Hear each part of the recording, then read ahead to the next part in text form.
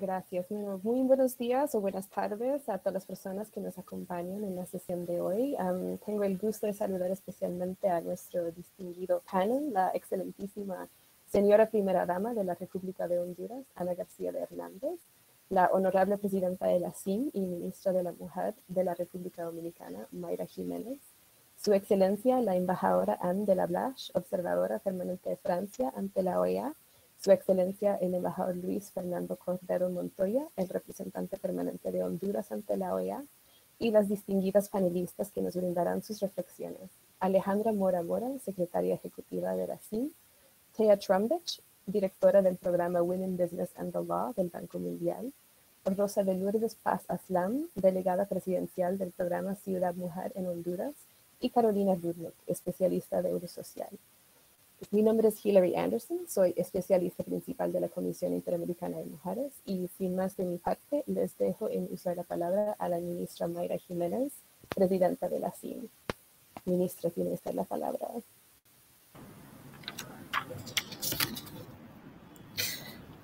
Muy buenos días a todas y todos con quienes tengo el honor de compartir en este panel.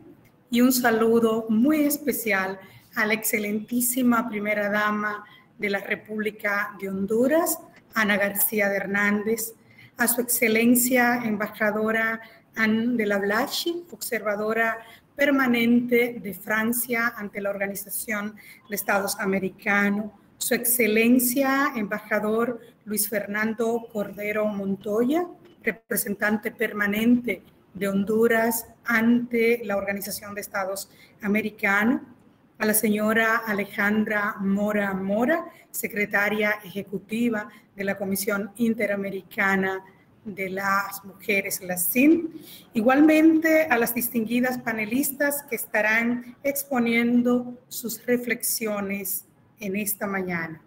Señoras y señores, desde la Comisión Interamericana de Mujeres, CIM, agradecemos profundamente a la misión permanente de Honduras y a la misión observadora de Francia ante la OEA por el apoyo que han brindado a la realización de esta sesión y por facilitar que la excelentísima primera dama de Honduras pueda compartir sus reflexiones sobre el empoderamiento y la autonomía económica de las mujeres desde la realidad de su país. Desde el primer día de la pandemia, la CIM se ha planteado como objetivo estratégico dar visibilidad a las necesidades de las mujeres en esta crisis y al rol que ellas cumplen en el proceso de recuperación y reactivación post-COVID-19. La Comisión Interamericana de Mujeres de la OEA es el resultado del trabajo conjunto de un grupo de mujeres quienes desde diversas posiciones, activistas, académicas, feministas, primeras damas, luchadoras todas por sus derechos, decidieron llevar sus demandas al ámbito interamericano para amplificarlas y apoyarse mutuamente. En esa misma línea, en el marco de la pandemia, hemos gestionado desde la CIM y hemos organizado secciones virtuales para sensibilizar y capacitar sobre las dimensiones de género de la COVID-19 con miras a posicionar los liderazgos y las demandas de las mujeres en el centro de las respuestas. En el ámbito político hemisférico, la CIM se ha potenciado durante el último año, ya que ha sido un espacio estratégico para posicionar y amplificar las demandas de las mujeres. En seguimiento a la Declaración de Lima sobre la igualdad y la autonomía en el ejercicio de los derechos económicos de las mujeres, adoptada por la 37ª Asamblea de Delegadas de la CIM en el año 2016, hemos lanzado una iniciativa que busca posicionar conceptual y políticamente el marco jurídico interamericano sobre los derechos económicos de las mujeres. También buscamos visibilizar el trabajo no remunerado y de cuidado en el ámbito doméstico y fomentar la responsabilidad social compartida del trabajo de cuidado entre las mujeres, los hombres, el Estado y el sector privado. Estos esfuerzos se han acompañado de una fuerte estrategia de comunicación para posicionarlos ante la agenda de la OEA. Hemos logrado el reconocimiento de las dimensiones de género de la pandemia, mandatos específicos para continuar el trabajo de la CIN en este sentido y el compromiso desde los estados para integrar el enfoque de género en el proceso de recuperación y reactivación económica. La CIN y la OEA son espacios por excelencia para la elaboración, adopción y monitoreo de instrumentos jurídicos para la garantía y protección de los derechos de las mujeres. El conocimiento sistematizado de las últimas décadas, sumado a los impactos de la pandemia en la participación y el empoderamiento económico de las mujeres, nos convencen de que de nuestras prioridades a futuro tiene que ser la garantía y protección de los derechos económicos de las mujeres. En este sentido, el papel de hoy busca identificar, el panel de hoy busca identificar las principales brechas en el pleno ejercicio de los derechos económicos de las mujeres e identificar recomendaciones y herramientas prácticas para cerrar estas brechas y asegurar que las mujeres como lideresas del proceso de reactivación y recuperación post-COVID lleguen a la igualdad y a la autonomía en el ejercicio de estos derechos. Agradecida de la atención prestada por todas y todos ustedes, paso entonces la palabra a una de nuestras anfitrionas, la embajadora Anne de la Blache, observadora permanente de Francia ante la Organización de Estados Americanos. Embajadora, tiene usted la palabra. Pues muchísimas gracias, señora ministra. Y pues es un placer encontrarle de manera de remoto, pero bueno, es un placer.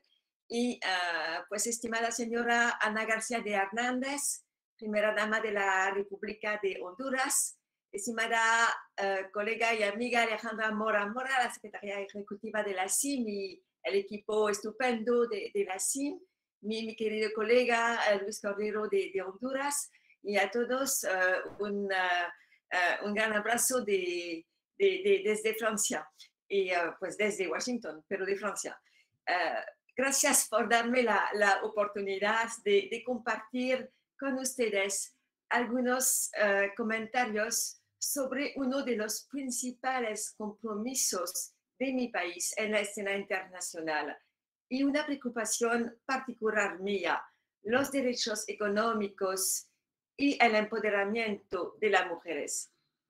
La capacitación económica de las mujeres va más allá de los derechos, ya que también es una cuestión de entorno social, cultural o empresarial.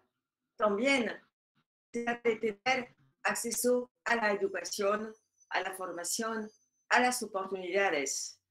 En todos los sectores, empleo, educación, salud, gobernanza, hay discriminación hacia las mujeres. Las desigualdades entre hombres y mujeres es factor de injusticias, pero también de pobreza. Es un freno al desarrollo económico y social. Entonces, la igualdad de género es un tema clave de la diplomacia francesa. Sabemos que la pobreza impacta más a las mujeres.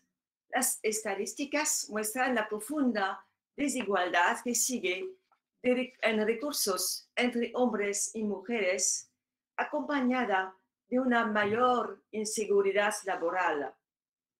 La pandemia de la COVID impactó mucho más a las mujeres.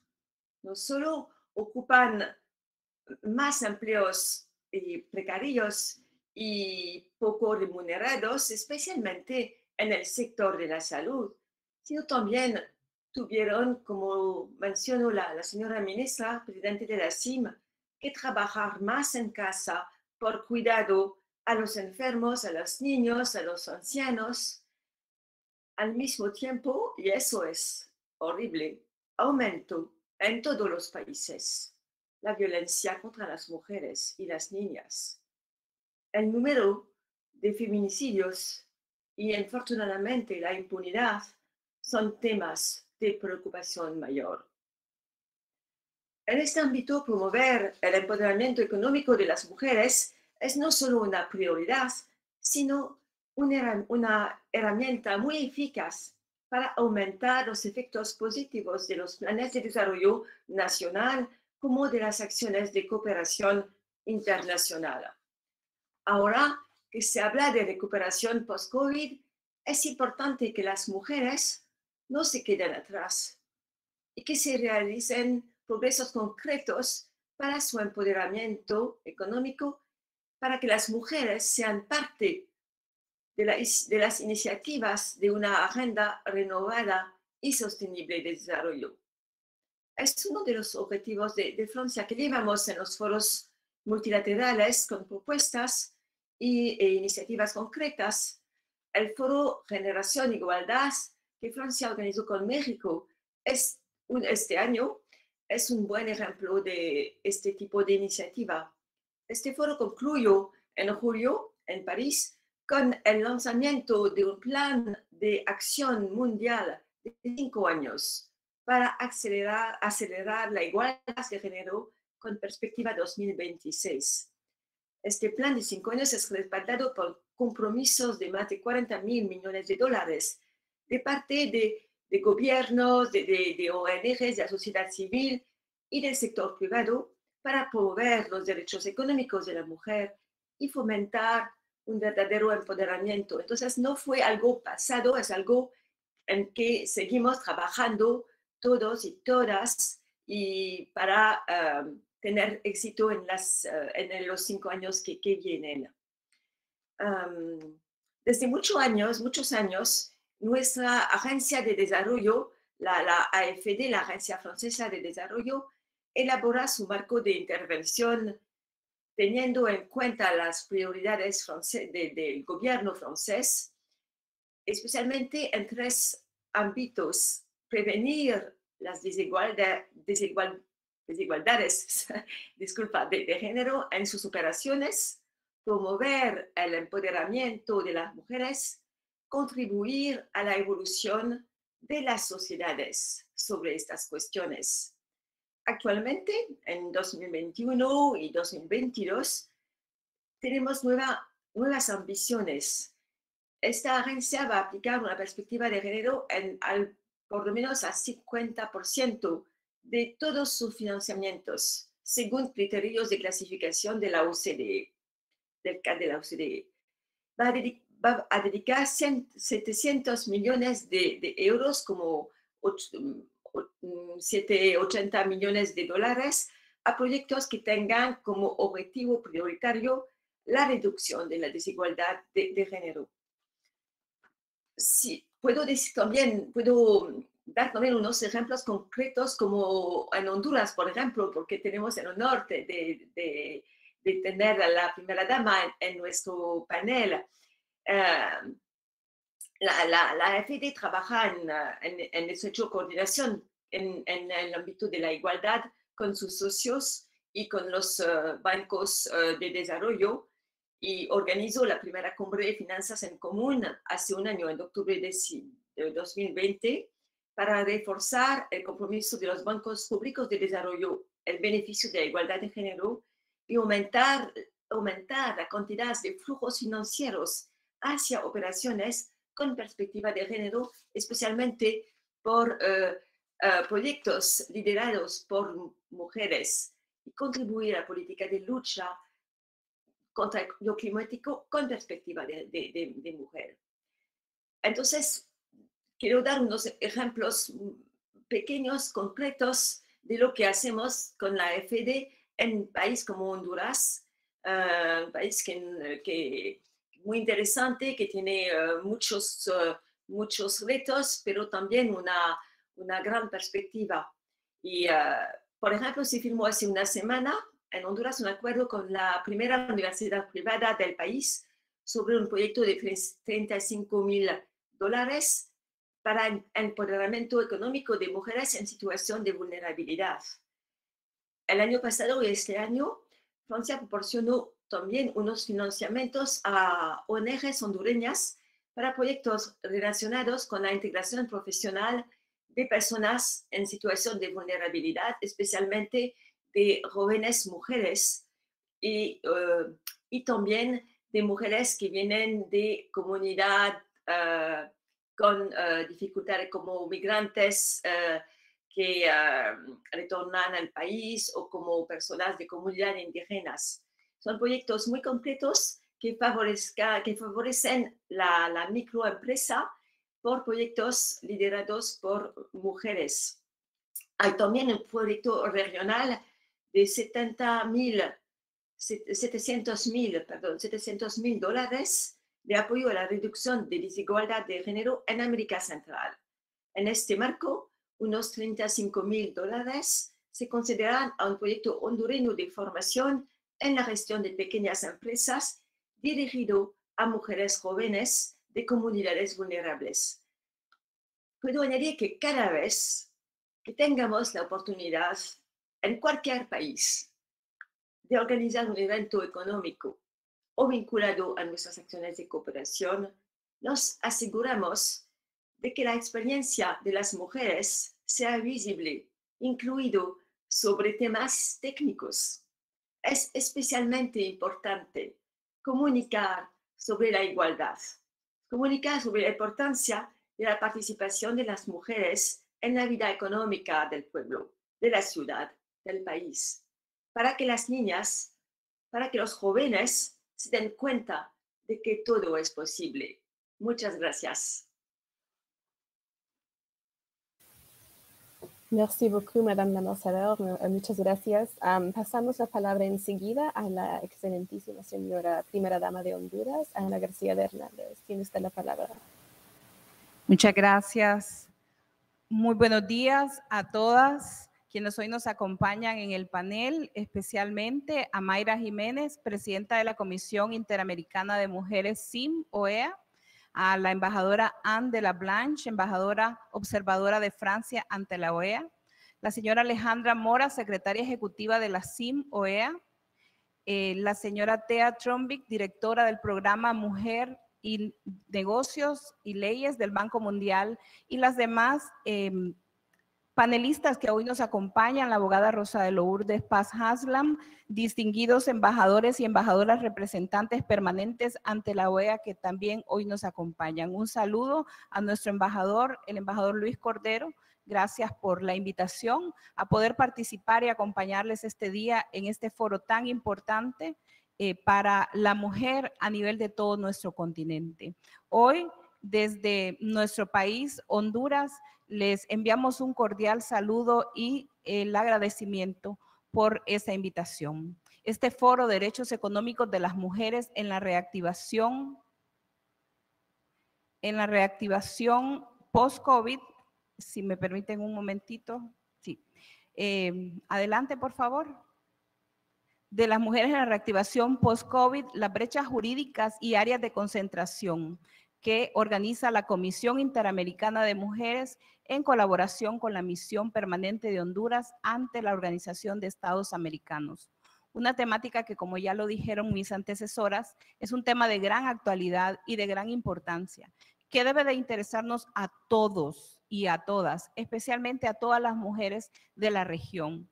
Pues ante la situación actual que atravesamos los países en el mundo a causa de la pandemia de COVID-19, podemos saber que quienes se han visto más afectadas económicamente son las mujeres, especialmente las madres solteras, jefas de hogares que viven en áreas de zonas rurales o marginales en las grandes ciudades.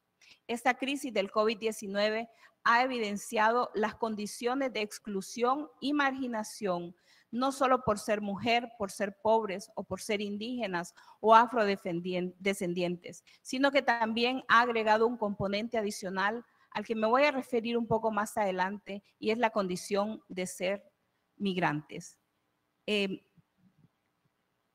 Las mujeres han visto afectados sus derechos económicos, sociales, y la pandemia ha significado un retroceso en los avances hacia la autonomía y el empoderamiento de la mujer rural.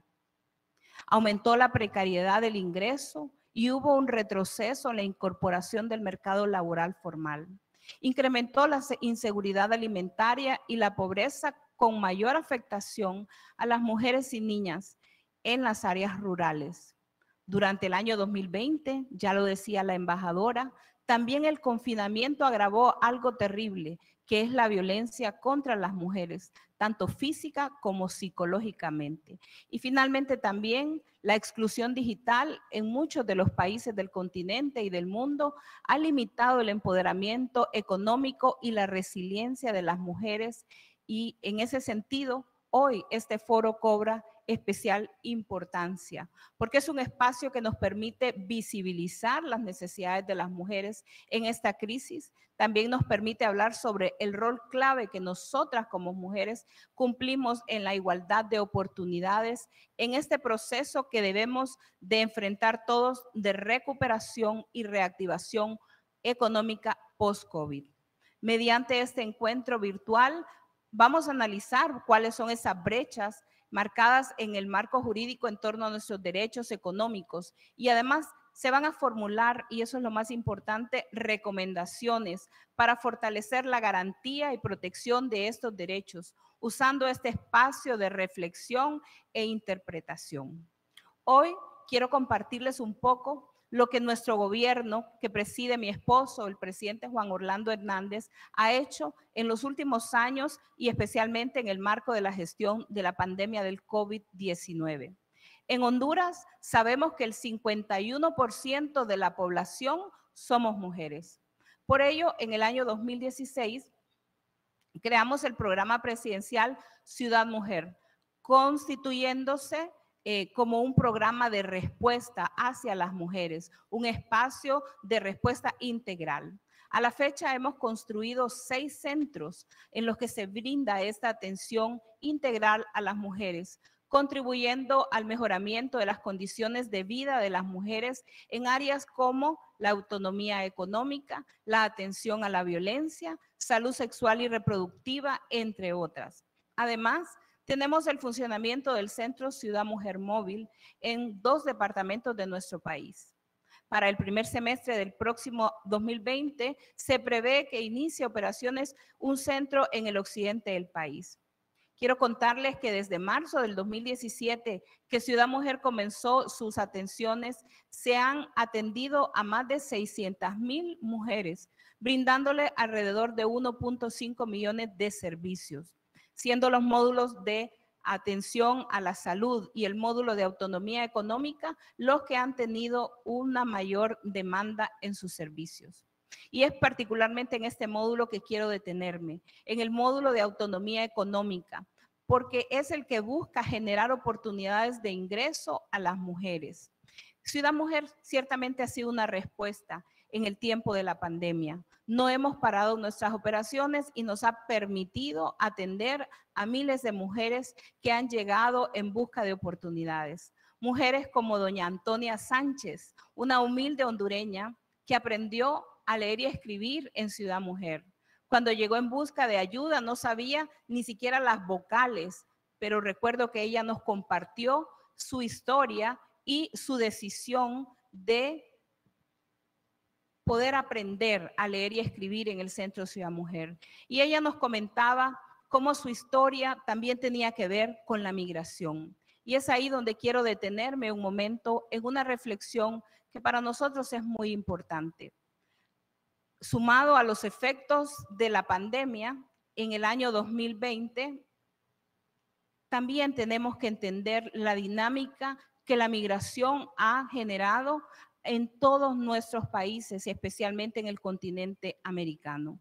Hoy vemos números extraordinarios, cifras jamás antes vistas de personas migrando hacia el norte del continente, hacia Estados Unidos.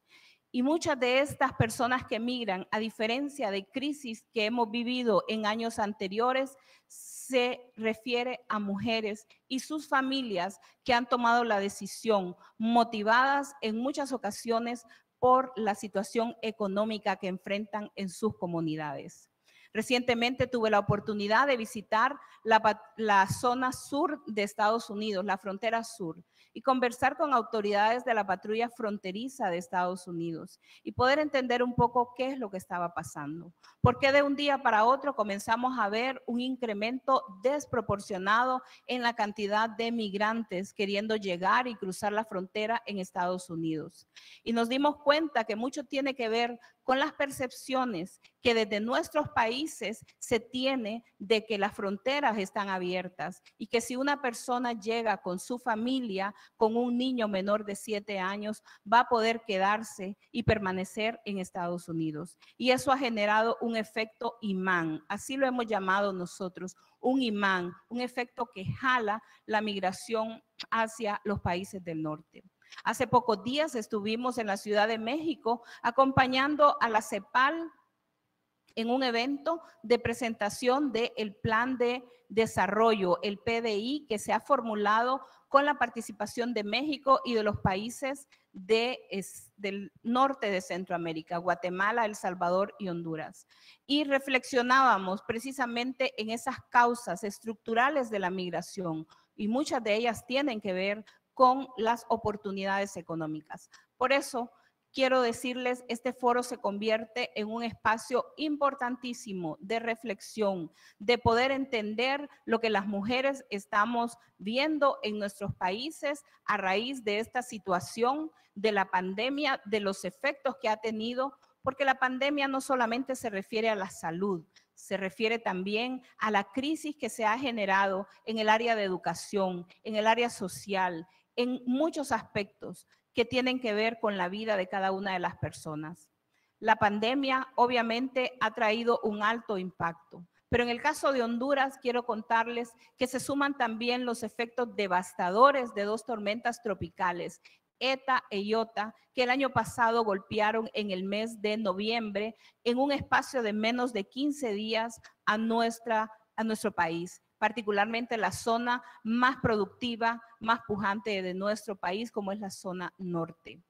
Pero nosotros no nos hemos quedado de brazos cruzados como gobierno. Al contrario, hemos visto cómo el hecho de poder invertir en las familias de mayores necesidades a través del programa social Vida Mejor constituyó un amortiguador, digámoslo así, para evitar que muchas familias cayeran en una pobreza extrema, sino que pudieran mantenerse y ahora, gracias a todas las oportunidades que se han construido con los programas Honduras se levanta, con el programa El Servicio Nacional de Emprendedores se emprende, que apoya con capacitación, que apoya con capital de trabajo y capital semilla a miles de familias y, por supuesto, a miles de mujeres en nuestro país. Hemos visto, afortunadamente, una recuperación económica mucho más rápida de la que los organismos y las instituciones financieras de nuestro país habían previsto. ¿Por qué?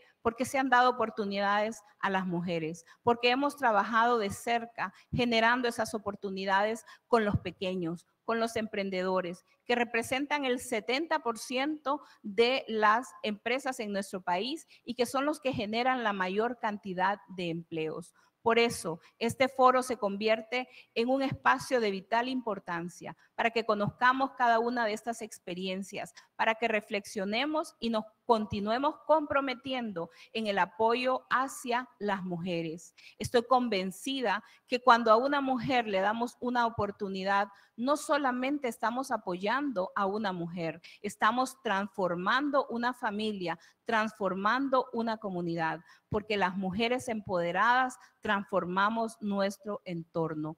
Muchísimas gracias por la invitación y que este foro sea un espacio de reflexión de mujeres empoderadas, dispuestas a transformar nuestro continente. Gracias y bienvenidas a todas y a todos.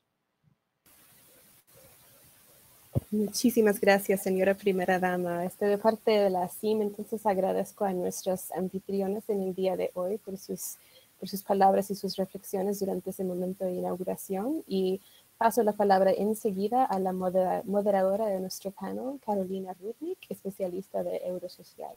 Y solicitará que Carolina y Thea y Rosa Paz Aslam enciendan sus cámaras para proceder al siguiente panel. Perfecto. Muy buenas tardes, muchísimas gracias Hilary por la introducción.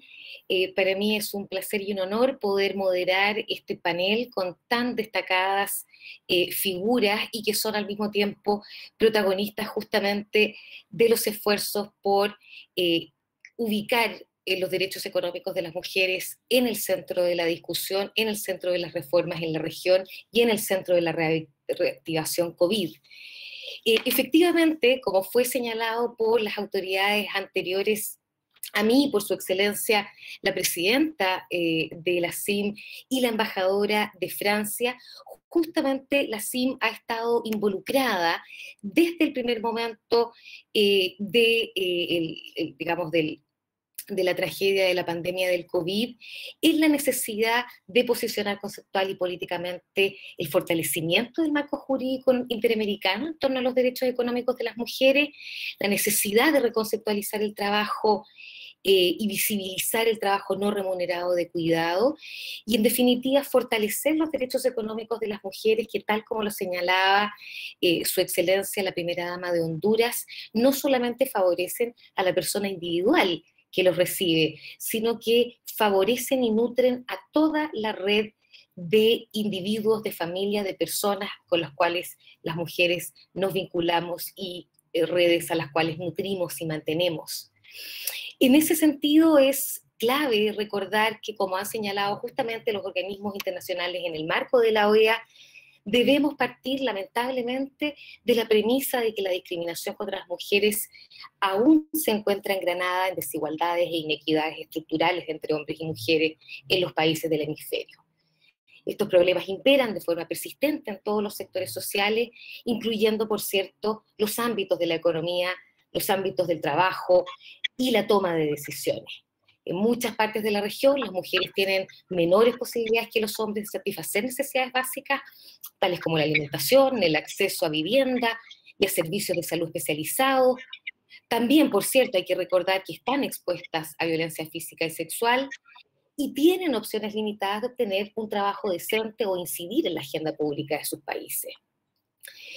En el ámbito laboral, asimismo, ¿no es cierto?, si bien hay que reconocer que en la región ha habido una inserción constante de las mujeres en este campo en las últimas décadas, la pobreza persiste y la indigencia crece, situación que afecta de forma desproporcionada a las mujeres. En este contexto, la irrupción de la pandemia global ha socavado aún más las brechas de acceso de las mujeres al mercado laboral, profundizando las desigualdades y el pleno goce y disfrute de sus derechos humanos y particularmente de lo que nos convoca el día de hoy, de sus derechos económicos. Para poder conversar acerca de la naturaleza y magnitud de las brechas existentes en la región y particularmente poder dialogar y reflexionar acerca de los caminos concretos que permitan insertar los derechos económicos de las mujeres en el marco de la reactivación post-COVID, el día de hoy moderaré un panel con dos grandes autoridades profesionales. Por un lado, la secretaria ejecutiva de la CIM, doña Alejandra Mora Mora, y por otro lado, la directora del programa Women, Business and the Law del Banco Mundial, doña Tia Trumbeck. Luego de esta pequeña introducción a la temática, pasaremos derechamente a las preguntas porque lo importante justamente son nuestras panelistas. Y quisiera comenzar con una pregunta para ambas. Voy a comenzar en primer lugar con la secretaria ejecutiva de la CIN, doña Alejandra Mora, y consulto, Alejandra, para comenzar esta conversación, en la región, a tu juicio, ¿cuáles son las principales barreras normativas y regulatorias para el pleno ejercicio de los derechos económicos de las mujeres? ¿Cuál es tu percepción con respecto a este panorama?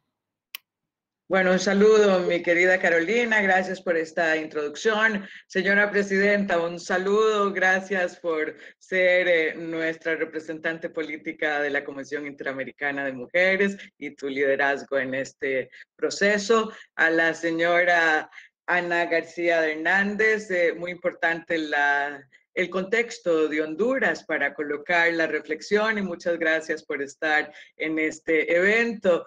Y a nuestros amigos embajadores, la señora embajadora Ándela Blaché, un abrazo, gracias por siempre estar con nosotras y por supuesto a Luis Fernando Cordero de Honduras en este proceso. Mi colega del Banco Mundial, muchas gracias por que conversemos un poquitito sobre lo que está sucediendo en la región y un poco hablar sobre el fenómeno jurídico, que es como el lugar donde desde la Comisión Interamericana queremos ubicar la reflexión en este espacio, y es porque el fenómeno jurídico tiene la posibilidad de transformar entornos. Es decir, tiene la posibilidad de seguir regulando los status quo y hacer que nada pase, o tiene la posibilidad de hacer una profunda transformación, y nosotras estamos convencidas que desde la Organización de Estados Americanos, con los poderes que tiene, con los embajadores que tienen el Consejo Permanente y nuestras asambleas nacionales, podríamos seguir siendo un motor de cambio de instrumentos jurídicos para la región que modelen algunas situaciones que suceden dentro de los países, y por eso nos parece tan importante este esfuerzo que estamos haciendo. Yo no puedo dejar de nombrar que lo hemos hecho de la mano de Eurosocial, quien ha financiado un proceso importante que apenas estamos, digamos, enrumbando, y que por lo menos tenemos algunas reflexiones en este sentido. Lo primero que quisiera decir es que el fenómeno jurídico también tiene que ver con lo que pasa en la realidad, y lo primero que digamos que vemos es una profunda discriminación y violencia contra las mujeres. Esto afecta el concepto estructural del fenómeno jurídico, que es la igualdad. Es decir, no hay forma de no llevar esta reflexión de lo que sucede con las mujeres en la vida cotidiana, de la pobreza que han señalado quienes han antecedido, de las rutas de vida de las mujeres, del cuidado que hacemos las mujeres, de los lugares en los que estamos ubicados, y no entender que esta situación donde están las mujeres y la posibilidad de acceso a oportunidades y beneficios derivados de instrumentos jurídicos o para accesar oportunidades, se ve afectado porque tenemos una situación de desigualdad. Esta situación de desigualdad se llama discriminación, y además se exacerba, y lo han señalado bien la representante de Honduras. La violencia es un tema muy complicado contra las mujeres y que nos genera y profundiza también las brechas. Entonces, bueno, este es un punto de partida, digamos, importante. El otro tema con el fenómeno jurídico, y parece como que ya no tendríamos que estarlo señalando, pero sigue funcionando así. Para la Comisión Interamericana de Mujeres ha sido todo un reto seguir recordándole a los estados que hay un impacto diferenciado sobre los hombres y las mujeres en el diseño de políticas, y que cuando las políticas se hacen de forma universal, lo que hace es invisibilizar esta situación diferenciada sobre hombres y mujeres, y entonces impacta de manera diferenciada, no alcanza a las mujeres. Por eso el mundo de lo jurídico ha diseñado un instrumento poderoso que son las acciones especiales o acciones afirmativas, y hemos recordado a los estados la necesidad de desarrollar acciones afirmativas. El modelo, por ejemplo, que señalaban ahora de Honduras, por ejemplo, es un modelo de acciones afirmativas. Es un modelo donde colocas las necesidades de las mujeres en una situación donde se recoge esto y se le da beneficios especiales. Es una suerte de compensación ante las desigualdades existentes, y esto tiene que recogerlo todos los instrumentos jurídicos, digamos, que se diseñen en ese sentido. El otro tema que nos parece muy importante y que está relacionado con el fenómeno jurídico, y es que el fenómeno jurídico se construye, los instrumentos jurídicos se construyen por personas. ¿Y quiénes están sentadas tomando decisiones? En los parlamentos, en los consejos, en los lugares donde se diseñan, donde se está la silla para tomar las decisiones, no están las mujeres. Y esto, la falta de participación plena de las mujeres en los procesos de decisión, es un tema que afecta, porque no solamente tiene que ver con que no estamos representados y es un derecho, sino que si las mujeres no estamos en los espacios de toma de decisión, nuestra agenda no está ahí representada. Y esto, digamos, tiene un efecto sobre la imposibilidad de jalar las situaciones que afectan a las mujeres y digamos, llevarlas de mejor manera con acciones afirmativas desde las voces y necesidades de las mujeres. Y otro tema muy importante que hemos señalado es la persistente división sexual del trabajo. Y esto es un punto de partida para entender por qué el tema de la autonomía económica de las mujeres, esta división sexual del trabajo tiene una incidencia absolutamente directa, porque las mujeres no fueron o no hemos sido tradicionalmente asignadas al mundo de lo público. Y por eso, digamos, hay toda una penalidad de género para valorar el concepto de trabajo que hacemos las mujeres. Y este concepto de trabajo, en el cual se parte de que es una, digamos, generación, una transformación de bienes y servicios, y no se considera nada de lo que las mujeres hacemos dentro del mundo de lo público, dentro del mundo de lo privado, por ejemplo, el trabajo reproductivo, no existe en la definición, no se considera como tal. Y cuando hacemos este trabajo en el mundo de lo público, también arrastramos esa suerte de penalidad de género, y esto simple y sencillamente es el detonante para lo que ha sucedido, que es la feminización de la pobreza, todo el tema de la falta de acceso y control de las mujeres a los recursos, no tenemos la titularidad de los bienes, de las casas, de los bienes inmuebles, es decir, todo el tema de la división sexual del trabajo, además limita severamente la posibilidad de uso del tiempo de las mujeres para poder destinarlo al trabajo remunerado, y hace una sobrecarga de las tareas que, digamos, estamos llevando, y por eso limita la capacidad de incorporarse en el mercado laboral y en los puestos de, digamos, de dirección y en todos los ámbitos económicos. El otro tema, y permítanme relacionar esto porque el mundo de lo jurídico tiene que tener la información de otros espacios, es que hay poca data. O sea, siguen teniendo los estados digamos, una limitación en la desagregación de los datos en razón de sexo. Y bueno, y si ya hacemos la interseccionalidad, raza, etnia, otras variables, digamos, las diferencias y la dificultad de acceso a los datos se profundiza.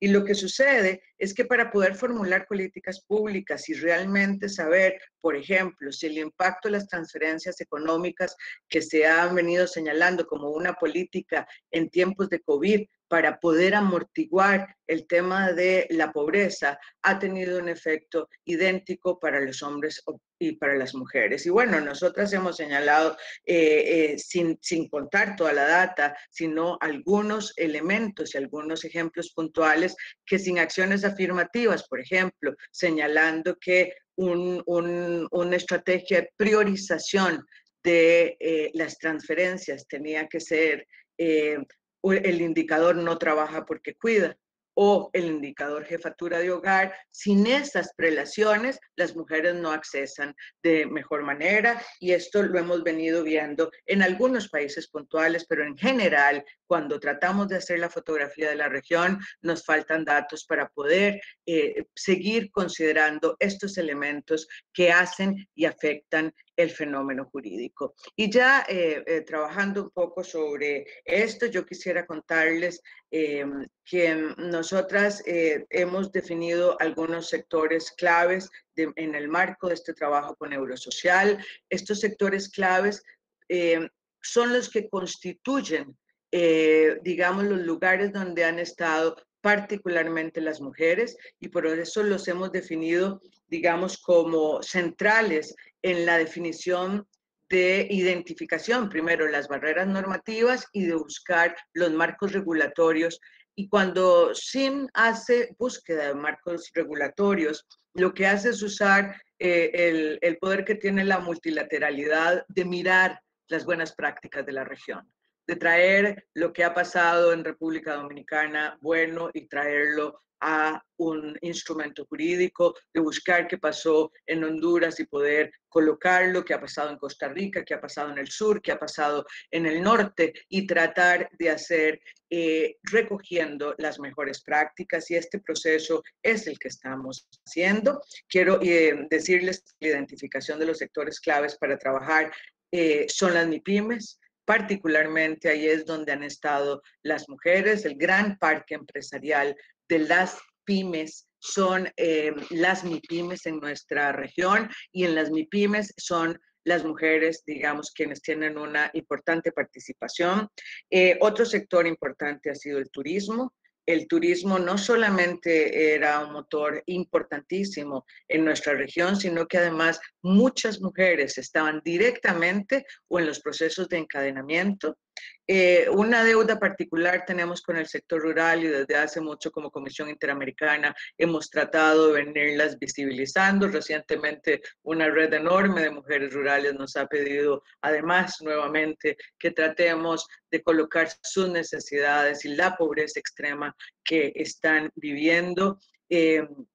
Y la falta de reconocimiento de la diferencia de lo urbano y lo rural, y aquí por esto esta es una brecha importantísima.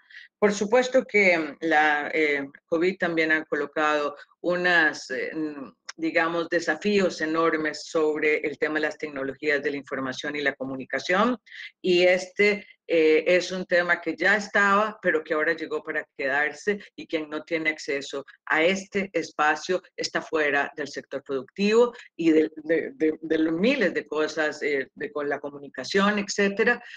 Por supuesto que el trabajo doméstico sigue siendo un reto en nuestra región. Se habla de más de 10 millones de mujeres que quedaron excluidas del trabajo doméstico, y que el reto enorme además es que sigue siendo subvalorado, subpagado, subreconocido, y es el que propicia realmente un entorno para que las familias también puedan salir a trabajar, y las otras mujeres también podamos trabajar remuneradamente en los espacios en los que podamos hacerlo.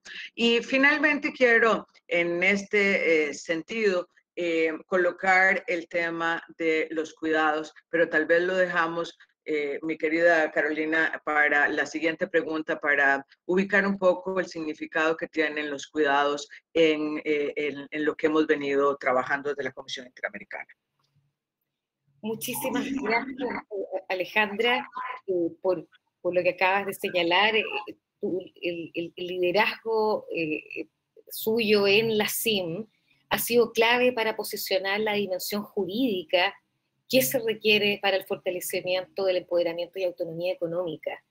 es interesante cómo los aspectos que usted acaba de señalar justamente refuerzan cómo el derecho, cómo la norma jurídica puede ser una herramienta valiosísima de transformación social, y desde esa perspectiva también, ¿no es cierto?, lo podemos vincular con las medidas provisionales, una herramienta clave, ¿no es cierto?, de la CEDAW, de las recomendaciones del comité de la CEDAW como herramienta jurídica para en los hechos, ¿no es cierto?, ir emparejando esta cancha.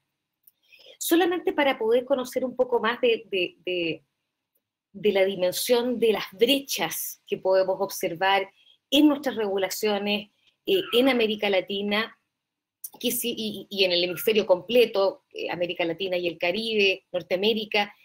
Y quería consultar, antes de pasar a la temática de cuidados, a Thea Trumbeck, a juicio de usted, ¿cuáles serían las principales barreras normativas que detectan y que observan, ¿no es cierto?, en los marcos regulatorios de la región? ¿Dónde están esos vacíos? ¿Dónde están esos obstáculos?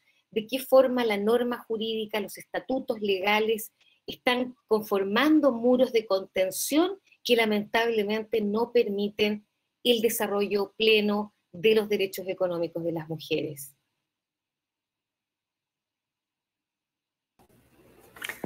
Thank you, Carolina, for this excellent question, and hello to everyone. It's really a pleasure to be here today, and thank you for inviting me to be on this fantastic panel following such excellent speakers, Her Excellency, the First Lady of Honduras, Ambassador LaBlanche, President Mayra Jimenez, and my co-panelist, Alejandra Mora Mora. I feel that so much has already been said. I don't know how much more I can add because all the points that I had have been mentioned. You know, that there has been progress in the region. When we look what the World Bank measures in the Women, Business, and the Law project, for those who don't know, is we look at exactly where laws prevent women from working and operating businesses and where laws might help them to do that better. And over the last 12 years, we've collected data in 190 economies. And so every year we publish an index that shows exactly where those gaps in the laws are. So you've touched upon some of the key things that we always like to bring to the table, which is the importance of laws and the importance of data. And I think Alejandra has pointed out that there is still a lack of data that allows us to really see the impact of those laws. And I'll mention that as well a little bit.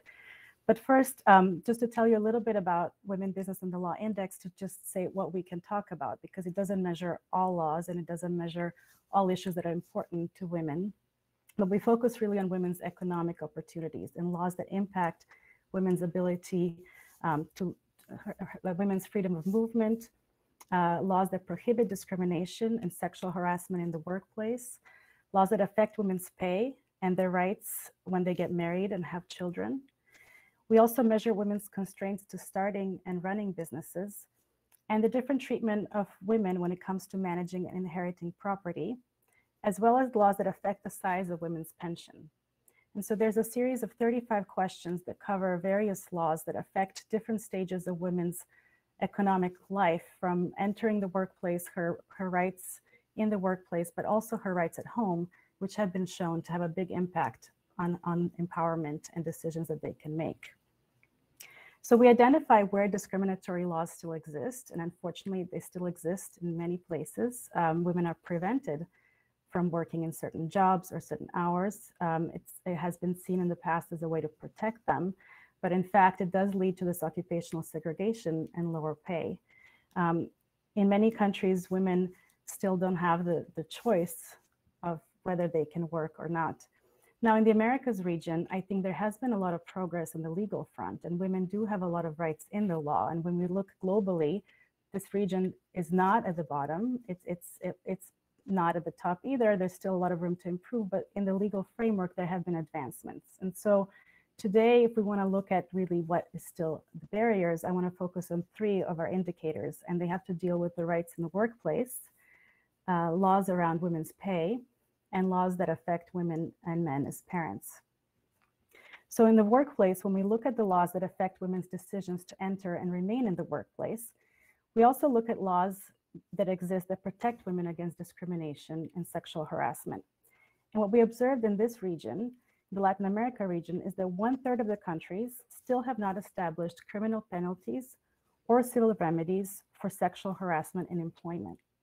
So although there are laws that protect against it, they don't enforce any penalties when those sexual harassment cases exist.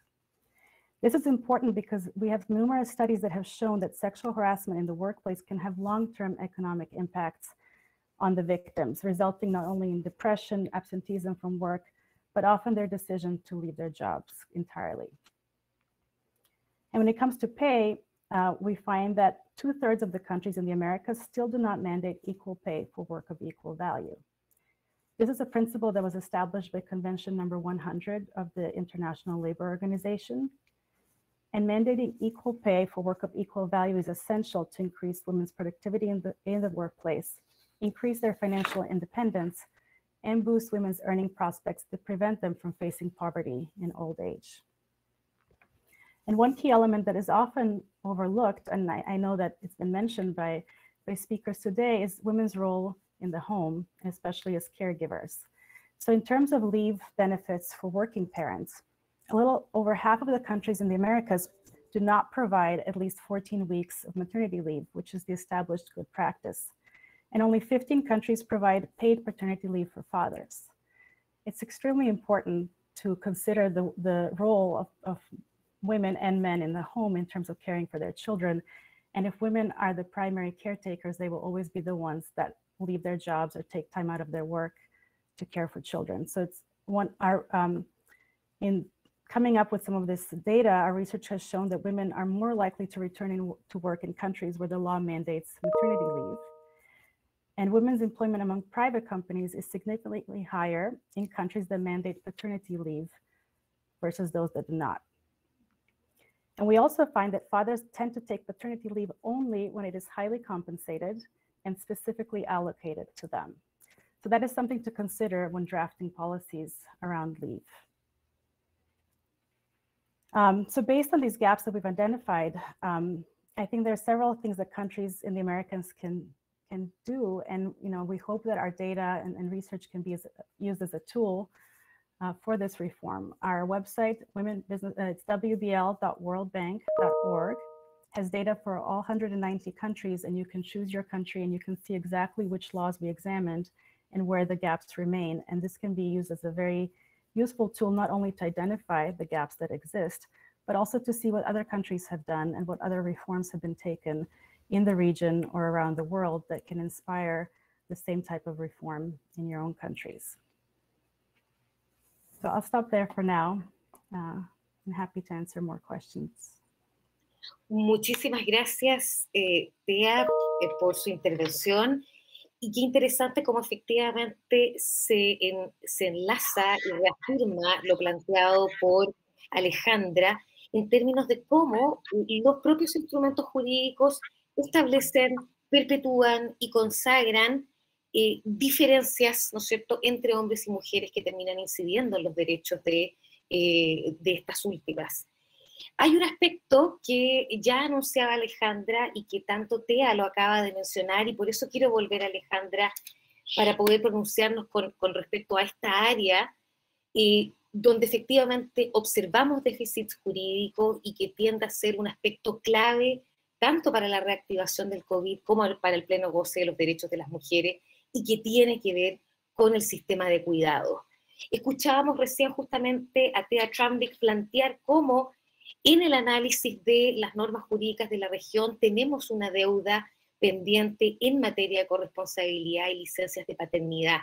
Y en ese sentido, no solamente referido a las licencias de paternidad, sino que a todo el sistema de cuidados en conjunto. Alejandra, a su juicio, ¿cuál es la situación, ¿no es cierto?, con que nos enfrentamos frente a los cuidados en la región? ¿Qué podemos decir respecto a la valoración del trabajo no remunerado y de cuidado, mirándolo, ¿no es cierto?, como una nueva forma de entender las estructuras de nuestras economías y promover la plena igualdad del hombre y la mujer en nuestras sociedades? ¿Qué están diciendo las normas y las leyes en nuestra región? ¿Están, ¿no es cierto?, no están respondiendo las preguntas que la realidad está haciendo. ¿Cuál es el panorama que usted observa en este ámbito del mundo de los cuidados? Bueno, a pesar de que hay una omnipresencia de los cuidados en todo el quehacer del mundo, es el que posibilita la vida en la casa, es el que posibilita el trabajo, es el que posibilita la salud de las personas. Esa dimensión de los cuidados no es visible. Y insisto que es por la penalidad de género. Y desde esta perspectiva, hay que partir para entender la importancia que tiene para la posibilidad de la inserción laboral de las mujeres. Y lo que te encontramos en la región es que existen, por ejemplo, una cantidad de disposiciones discriminatorias en más de 27 países iberoamericanos sobre la distribución del trabajo doméstico y de cuidados. Es decir, no está un reconocimiento o hay una inadecuada redistribución del trabajo doméstico y cuidados. Luego, en 79% de los países de la región no hay legislación sobre trabajadoras domésticas que esté de acuerdo con los estándares que establecen los convenios de la OIT. El tema de la licencia, ahora lo decía mi colega del Banco Mundial, el de la licencia de maternidad es un tema, y el tema de la licencia de paternidad, los permisos de licencia de paternidad son absolutamente limitados.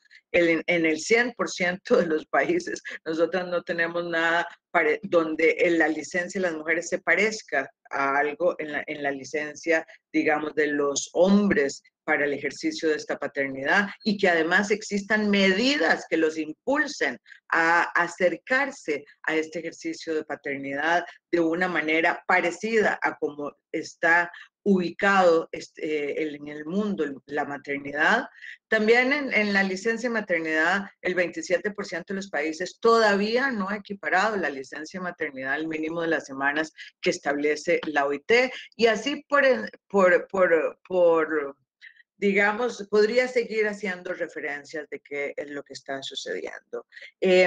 Lo que podemos reconocer es un avance interesante en una forma de visualizarlo en la región, que han venido siendo las encuestas del uso del tiempo. Las encuestas del uso del tiempo por lo menos constituyen una data interesante para decir cuántas horas invierten, porque no es gastan, sino invierten las mujeres en este maravilloso, digamos, espacio, y desgraciadamente el poco espacio que invierten los hombres para contribuir en el proceso, digamos, de cuidados. Pero además hemos hecho otro elemento que ha sido interesante en la región y que algunos países han migrado, y es generar cuentas satélite para ponderar el valor en la economía como una cuenta accesoria al Producto Interno Bruto, para decir, digamos, lo que se dejaría de ganar, o lo que habría que gastar los estados si este trabajo que hacemos las mujeres de forma gratuita, no remunerada, invisible, no lo estuviésemos contabilizando. Estas cuentas llegan hasta más de un 20% del Producto Interno Bruto, y eso me parece que es un tema importantísimo. Después lo que sigue, y ahora por eso es tan importante esta contribución en los informes, en la construcción de lo jurídico, es cómo darle derechos a las mujeres por hacer eso. Es decir, ya primero es hacerlo visible para que entendamos la dimensión del tema de cuidado que estamos hablando y del impacto sobre la vida personal de las mujeres, pero también, sobre la economía y los datos, digamos, en una región como la centroamericana, que tenemos y Caribe, que tenemos aquí a nuestro panel, ubicado sobre todo en esta región, de los impactos que tiene COVID en nuestras economías, y la posibilidad de recuperación requiere la mano de obra de las mujeres. Y si no entendemos que el cuidado es el tema estructural por el cual las mujeres van a dejar el trabajo remunerado para quedarse cuidando, porque ya de por sí la pandemia nos devolvió al mundo de la casa. Quédate en casa, no es un viejo conocido, decimos nosotras, del patriarcado, que ahora tiene un nuevo ropaje. Entonces, esto requiere políticas inmediatas. Nosotras hemos diseñado justamente de la mano de nuestra alianza con Eurosocial 4 medidas estratégicas que ahora estamos haciendo el proceso de recuperar las buenas prácticas para generar instrumentos jurídicos, pero estas 4 medidas tienen que ver. La primera, con responsabilidad de los hombres. Es decir, cuando se da nuestro instrumento estratégico sobre discriminación, hablaba de corresponsabilidad, establecía, digamos, una corresponsabilidad particular en el tema de los hombres y las mujeres en relación con el cuidado. Y esto nos parece absolutamente estratégico, por eso mencionaba la brecha de acceso, por ejemplo, a licencias, pero también otra serie de acciones estratégicas como los estereotipos que hay, las transformaciones culturales. Si vimos una brecha importante en el estudio que presentamos sobre cuidados, emergencia global de los cuidados, que traía un componente de lo que pasaba en Europa. Aquí que tenemos a nuestra querida representante de Francia, nos lo podrá ratificar, y en relación con lo que pasa en nuestra región, era la transformación cultural de muchas de las conductas de los hombres en relación con la paternidad, que todavía no llega esa transformación en esa cobertura a nuestra región, y por eso es tan importante colocarlo como una acción absolutamente estratégica. El otro tema es reconocer el valor del cuidado económico en las cadenas de valor. Es decir, podemos reconocer qué significan los bienes en todas las cadenas de valor y lo vamos contabilizando, pero ese trabajo invisible que hace que cada una de nosotras esté sentada en este lugar, ejerciendo su trabajo, socializando la información que tiene, si no es porque alguien está cuidando o a nuestros hijos, o a nuestra madre adulta mayor, o a nuestras personas dependientes enfermas, no se podría hacer. Hay que darle un valor. Pero más allá de esto, también CEPAL y ha construido mucho sobre lo que significa la economía de los cuidados, y es transformar el cuidado en un tema económico, donde si las mujeres lo hacían gratuitamente, lo podamos organizar para hacerlo remuneradamente, y las implicaciones que esto tendría sobre la economía, esta transformación. Lo cierto es que entonces aquí también nace una responsabilidad del Estado, y por eso cuando hablamos del fenómeno jurídico es tan maravilloso, porque cuando usted coloca los cuidados como un tema cualquiera, pero cuando lo coloca como un derecho, inmediatamente se coloca la responsabilidad del Estado, y esto es lo que estamos procurando, que se transforme en un derecho. Algunos países de la región como Uruguay han migrado a ese lugar, y cuando lo transformas en un derecho ya le podés asociar derechos y obligaciones a las personas y a los estados en relación con este tema, y mucho está construido sobre la base del estado de bienestar social, colocarlo como un servicio en la lógica de estado de bienestar social, que permita llegar a, digamos, a todas las esferas, universalizarlo, no puede ser solamente para las personas en extrema pobreza, quienes más lo necesitan. Por supuesto que es un tema de progresividad, pero el sistema de cuidados tiene que alcanzar a las mujeres de clase media, tiene que alcanzar a los hombres de clase media, tiene que estar socializado. Y por supuesto también es otro de los temas es la integración de nuevos actores en los procesos de cuidados. Los empresarios, el sector privado, tendría que preguntarse qué hace y cómo hace María para llegar a trabajar, y cómo Luis resolvió hoy el tema de sus hijos para llegar a trabajar. Tiene que ser un tema que involucre todas las voluntades. Esto sí es un tema sustancial de alianzas público-privadas que pueda transformar la lógica de los cuidados de un tema privado de la familia a un tema colectivo donde estemos todos y todas ubicados atendiéndolo, y a un tema público donde el Estado tenga un rol fundamental y estas alianzas que señalo.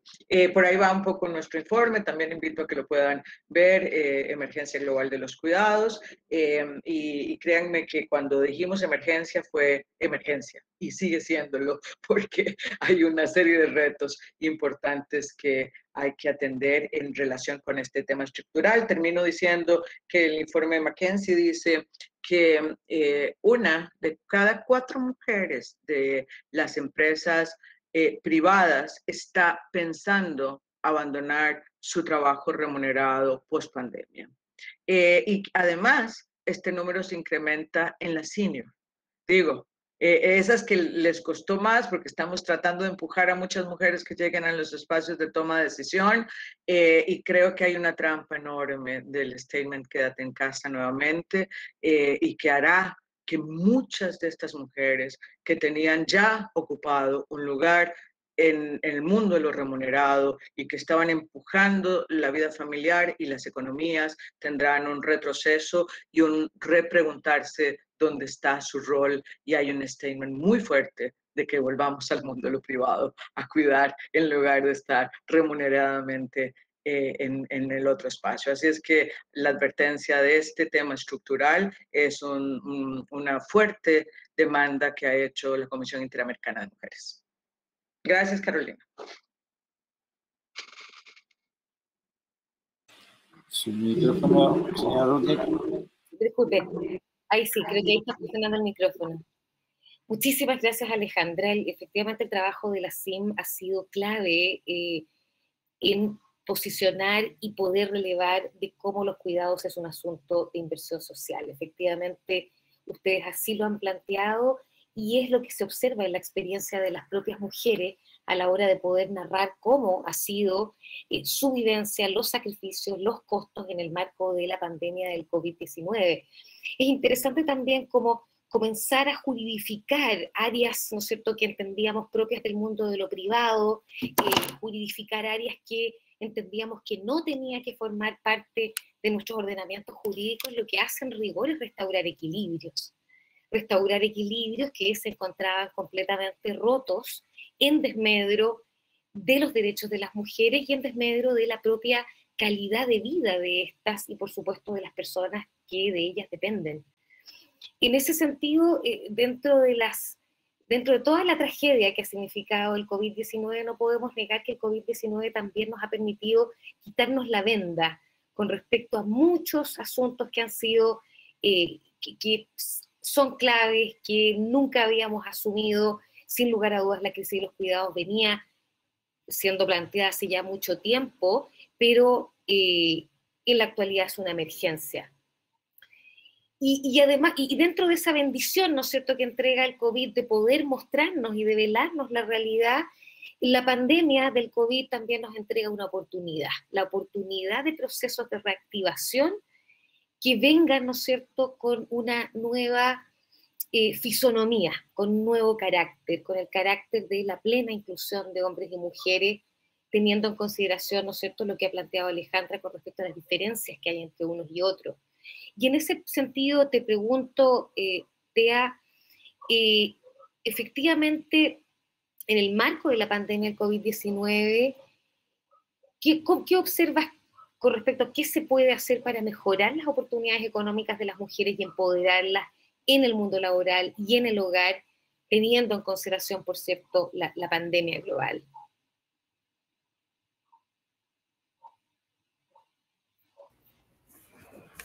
Thank you, Carolina, for that excellent question. And I agree with Alejandra that this really is an emergency. I think gender equality is critical to resilient recovery from COVID-19 and the post-COVID economic growth. I think the COVID-19 pandemic has widened long-standing gender inequalities that disadvantage women, which have left them economically insecure and have threatened their health and safety, as we have unfortunately heard.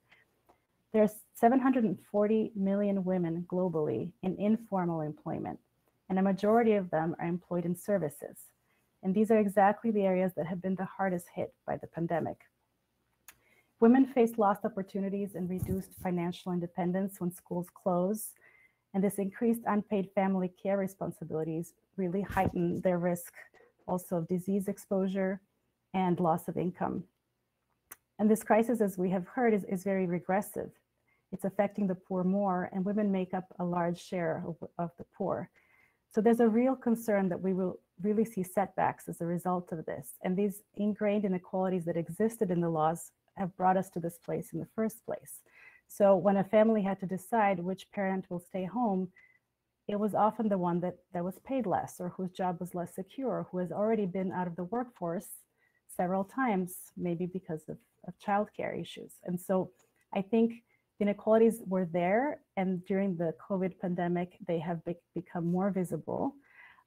One hope that we have, and then we're seeing some research, is that some of the unpaid care has become more visible because everyone was forced to stay at home, including the men. And so maybe there was some visibility of the amount of work that it takes at home, and many women who had care before had to live without it for a while. And so I think there is an appreciation of childcare and this unpaid care and how valuable it is when a crisis like this hits.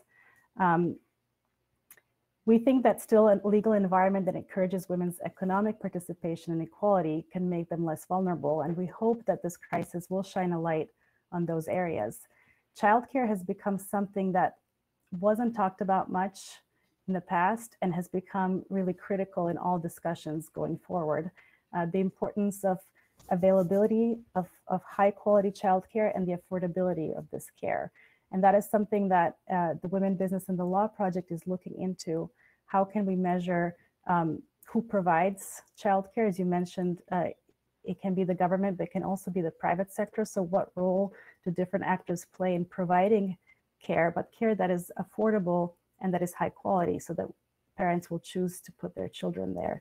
And this is important not only for women's economic empowerment, it's important for the well-being of children, and it has health benefits and of course, long-term economic benefits.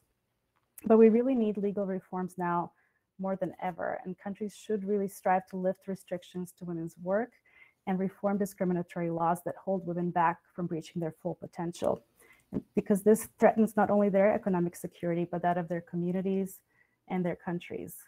And you know, we measure in Women, Business, and the Law, we measure the law, but the law is really only the foundational first step. If this law is not used, if it is not accessible to those that need it the most, then it is just words on paper.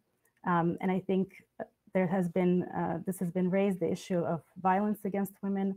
In this region, in the Americas, the laws on domestic violence exist, but more is needed so that the victims of violence have the right recourse to be protected from it, so that there are services available to them, that they're not afraid to come forward, and that this is not something to be ashamed of, that this is something that you can be empowered to change. And I think that's really, COVID-19 pandemic has exacerbated this issue as well. There was more violence, women and men, and different victims were at home and could not escape sometimes.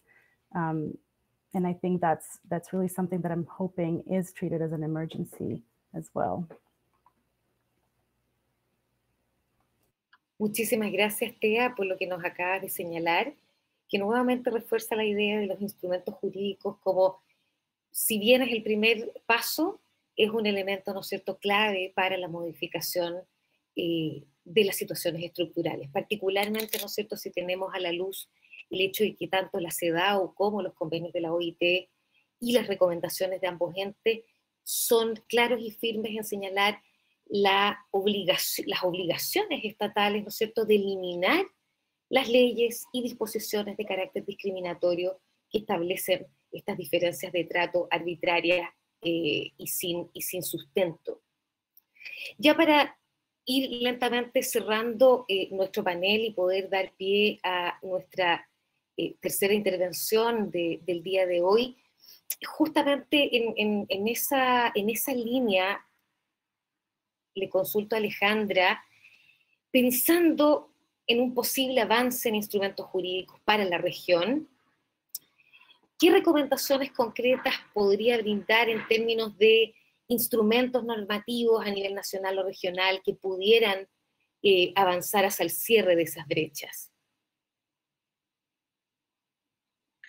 Bueno, me parece muy importante usar las competencias de la Comisión Interamericana de Mujeres en términos de crear leyes modelo para recoger las buenas prácticas y tratar de llevar el modelo de Honduras, de Dominicana, de toda la región, lo que hemos venido estudiando del modelo, por ejemplo, de cuidado de Uruguay, lo que ha pasado en México, etcétera. Es decir, es recoger las buenas prácticas y colocar además en el centro la voz de las mujeres. Eso, cuando uno construye el mundo de lo normativo, si no habla con las mujeres, si no entiende dónde están sus necesidades, su dolor, su alegría, pero además las mujeres no cargamos solo los males, cargamos las respuestas, somos creativas, podemos ubicar dónde están las respuestas a eso, y entonces sería construir instrumentos jurídicos, modelos que nos permitan ayudar y ser asesoras de los estados en este proceso a través de la recuperación de las buenas prácticas en todo esto y hacer una oda a las mujeres por esta resiliencia que han tenido durante la pandemia que hemos tenido y que el mundo de lo privado no es sencillo llevar, sobre todo cuando tenemos que hacer teletrabajo, cuando todos convivimos ahí y sobre todo a quienes tienen menos voz y también menos dinero, porque muchas veces está asociada la pobreza de la información, de la vocería, a la pobreza de tener bienes y servicios, a esas que están ahí, a esas que requieren que la CIM haga una vocería mucho más alta, es a quienes le debemos hacer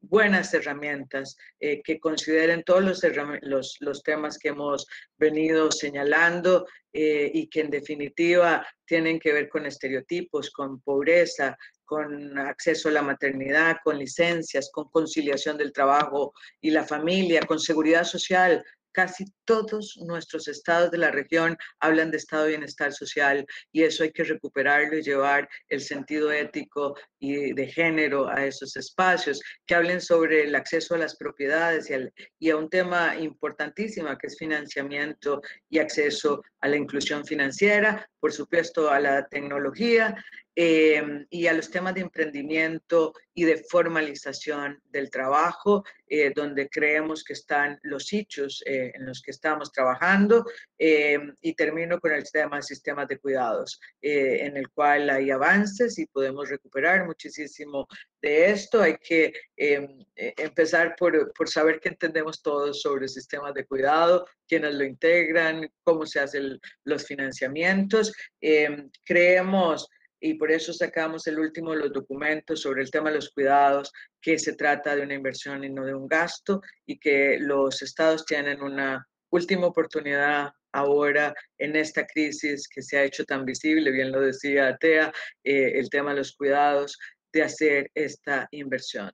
Si lo siguen postergando, la falta y el impacto que tendrá sobre la potencialidad de la mitad de la población de ser económicamente activa, será un costo que no podremos pagar a largo plazo. Ya de por sí tenemos 2 décadas de penalidad por lo que ha sucedido en COVID en el mundo de lo laboral. Imagínense si no resolvemos el tema de los cuidados. Así es que una necesidad de colocar empoderamiento económico, cuidados, a las acciones estratégicas de las mujeres para tener tal vez una sociedad un poquito más igual en nuestra América.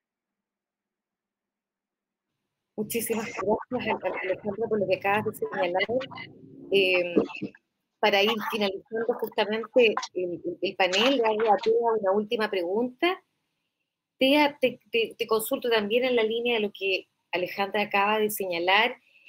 ¿Cuál a tu juicio son los desafíos que están enfrentando los gobiernos en avanzar los derechos económicos de las mujeres? Y desde esa perspectiva, ¿cómo podríamos abordar esos desafíos?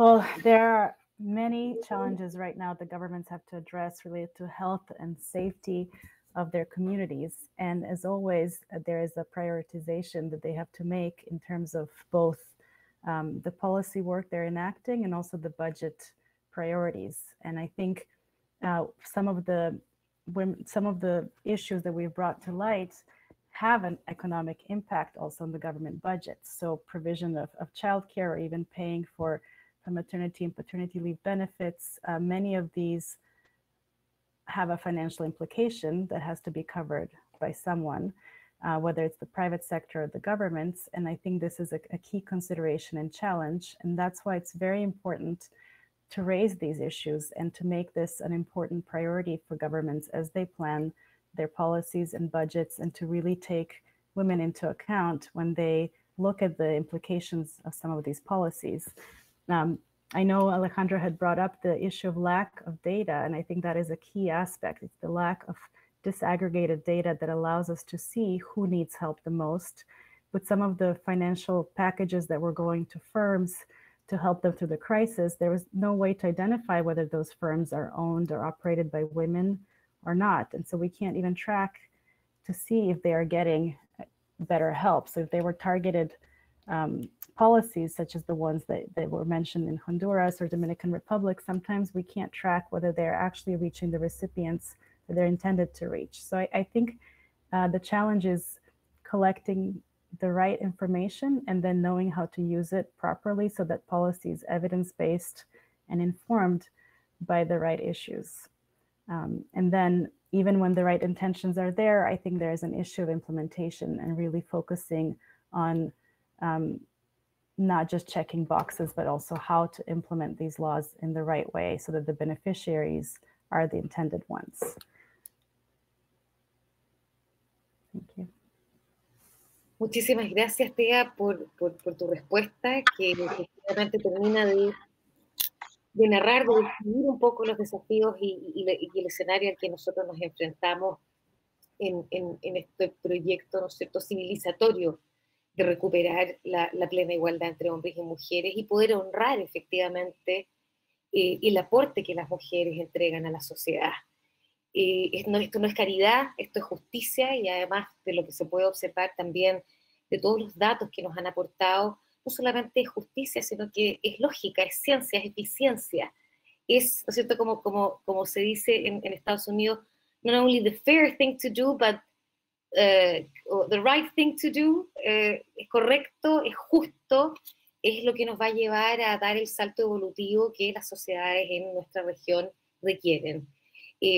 Pues bien, ha sido un placer poder moderar esta conversación junto con Alejandra Mora, secretaria ejecutiva de la Comisión Interamericana de Mujeres, y con Tea Trumbeck, directora del programa Women Business and the Law. Y justamente para seguir conversando y poder conocer las experiencias concretas, reales, las iniciativas de los países, es que quisiera presentar a la siguiente expositora, la señora Rosa de Lourdes Paz Haslam, quien es delegada presidencial del programa Ciudad Mujer y quien nos hablará de las experiencias desde el terreno del programa Ciudad Mujer en Honduras. Solo me cabe agradecer a las panelistas anteriores por sus valiosísimas intervenciones y dejo con ustedes entonces a la señora Rosa de Lourdes Paz Haslam. Adelante. Muchísimas gracias, Carolina. Voy a compartir pantalla, una presentación con ustedes. Vamos a ver si... Ok. Para que me... ¿Están viendo la presentación? ¿Me confirman? Sí, ahora tendría que poner en modo presentación. Abajo a la derecha. Okay, perfecto, vamos. Perfecto. Ok. Bueno, pues al agradecerles esta participación, saludando a la honorable presidenta de la Comisión Interamericana de Mujeres, a su excelencia la embajadora Angela Blanchet y a nuestra querida primera dama, doña Ana García de Hernández, también a las panelistas en este importante panel que viene a apoyar pues todo el trabajo que se hace en el país en el tema de lograr la igualdad, así como a los embajadores, a nuestro embajador ante la OEA, el embajador Luis Cordero, agradecerle esta oportunidad para que también ustedes puedan conocer en ese tema de compartir buenas prácticas, qué es lo que representa este programa Ciudad Mujer y cómo hemos avanzado para que las políticas públicas en realidad puedan trasladarse a un plano de realidad. Es importante escucharles a ustedes y vemos que seguimos teniendo muchos datos, o sea, grandes desafíos que todavía están en la mesa de discusión y que vemos que se comparten con esas, coinciden con esas brechas persistentes que la CIM ha identificado para el pleno ejercicio de los derechos económicos de las mujeres, pero que también constituyen ejes priorizados de nuestra política nacional de la mujer aquí en Honduras.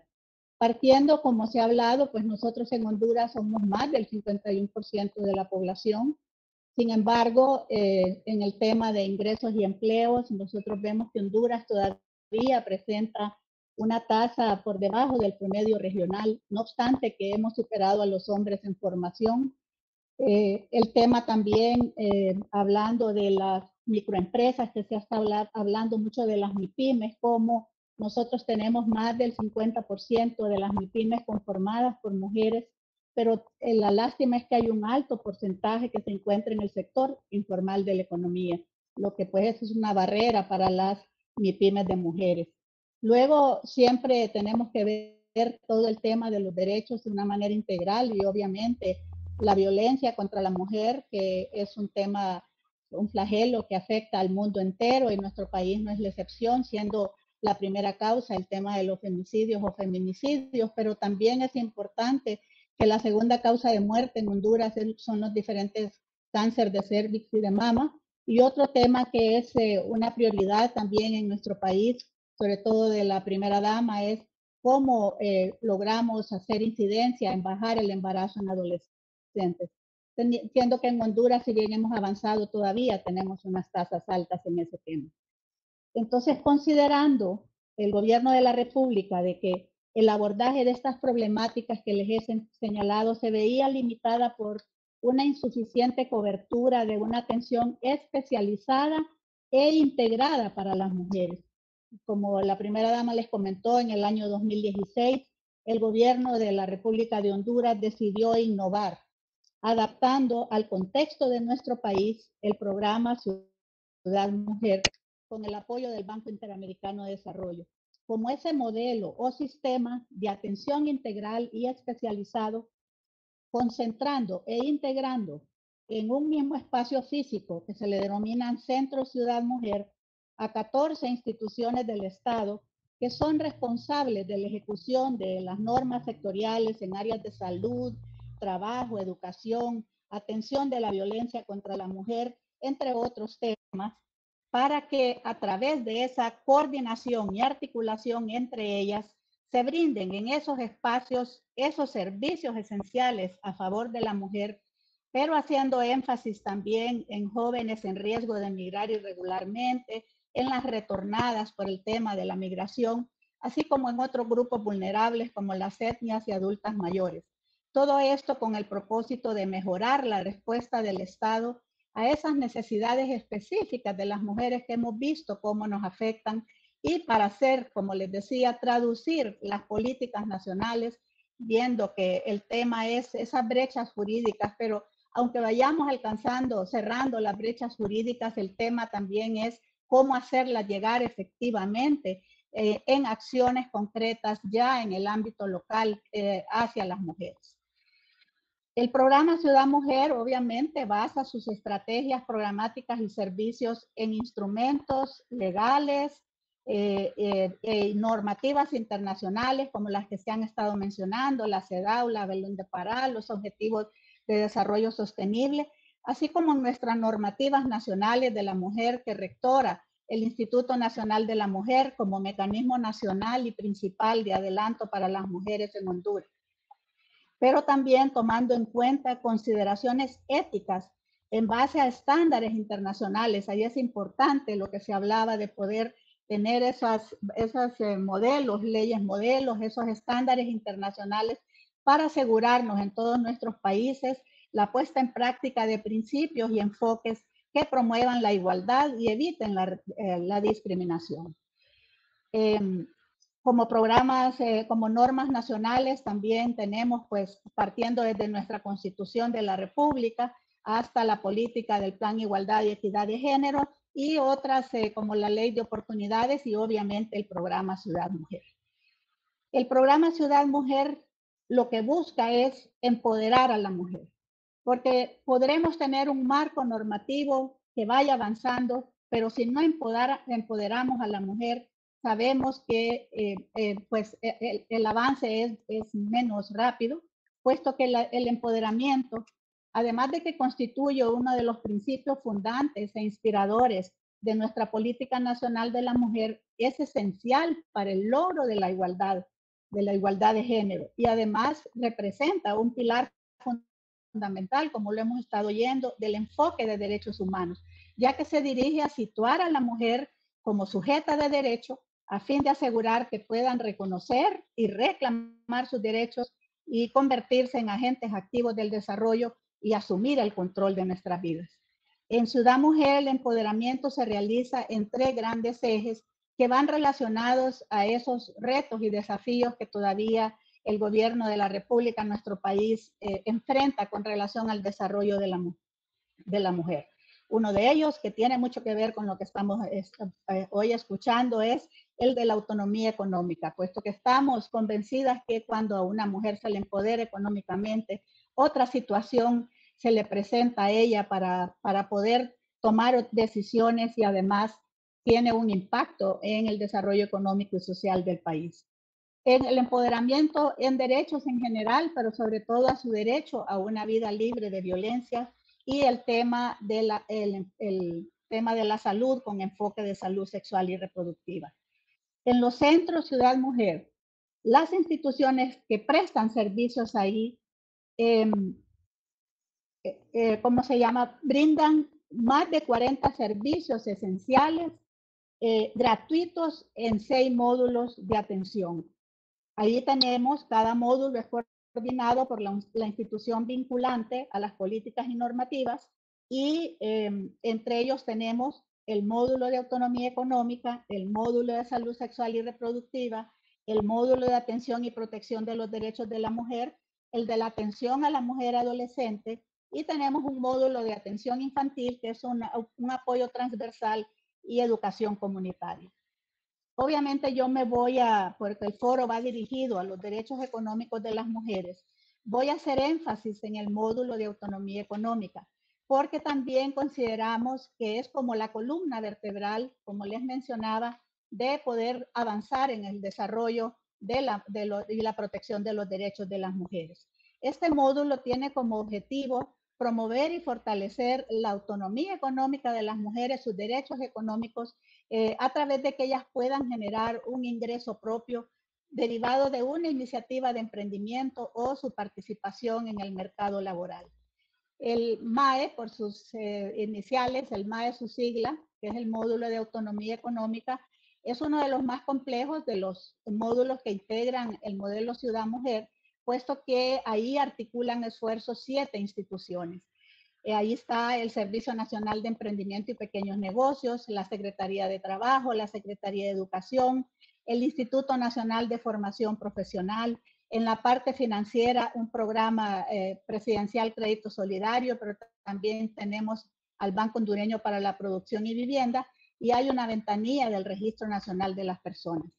SEMPRENDE, que es la entidad rectora, que es el Servicio Nacional de Emprendimiento, es la entidad rectora de las políticas públicas de la MIPYME y de las empresas del sector social de la economía y como tal es la entidad responsable de la organización y funcionamiento del MAE, así como de las acciones referidas a su integración con los otros módulos de Ciudad Mujer asegurando coherencia en contenidos, enfoques y uso de estándares comunes que guían el quehacer institucional. En el MAE funciona un equipo de atención integral.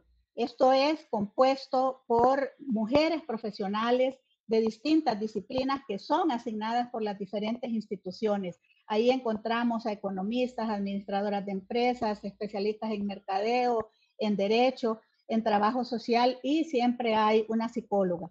Está integrado, está coordinado por una jefa del módulo, pero también tenemos encargadas de casos que le dan seguimiento a las usuarias, así como al proceso de referencia interna, tanto dentro del mismo módulo como referencia hacia otros módulos o también fuera de los servicios de Ciudad Mujer.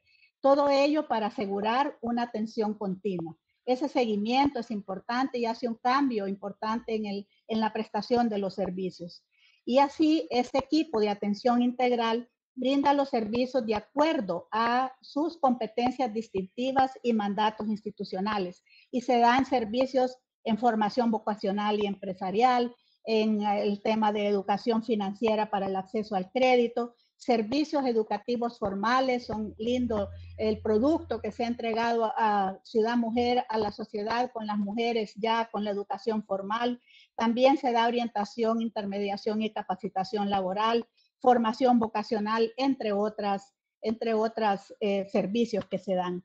Y además hay algo muy especial y es una atención transversal, que es el deber de detectar y proteger a todas las usuarias de cualquier forma de violencia. Y en ese caso se derivan al módulo de atención y protección de los derechos de la mujer, que es el módulo especializado para este tema, o a un servicio externo a Ciudad Mujer.